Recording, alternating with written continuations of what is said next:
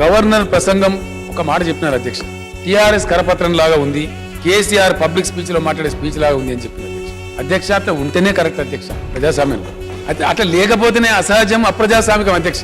ఎందుకంటే మ్యాండేట్ ఇచ్చింది టిఆర్ఎస్ పార్టీకే అధ్యక్ష.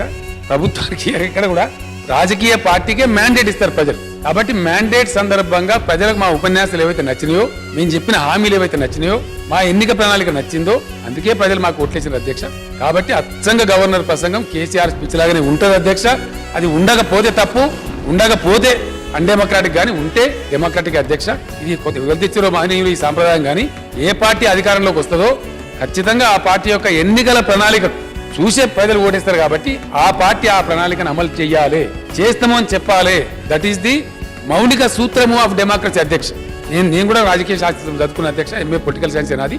ప్లేటో చెప్పినా, బెంతాం చెప్పినా, హెగెల్ చెప్పినా, ఎంత పెద్ద సిద్ధాంతకర్తలు చెప్పినా ఖచ్చితంగా అది మౌలిక సూత్రం కింద చెప్పిన అధ్యక్ష. మేము దాన్నే పాటించడం. తప్పకుండా ఎన్నికల సందర్భంలో ప్రజలకు ఏ మాట ఇచ్చినామో తూచా తప్పకుండా దాన్ని అమలు చేస్తాం. దాన్నే గవర్నర్ స్పీచ్ లో పొందుపరిచిన అధ్యక్ష. Governor speech in the right line, దానిలో ఏం తప్పు లేదని మనం చేస్తా ఉన్నాం అధ్యక్ష.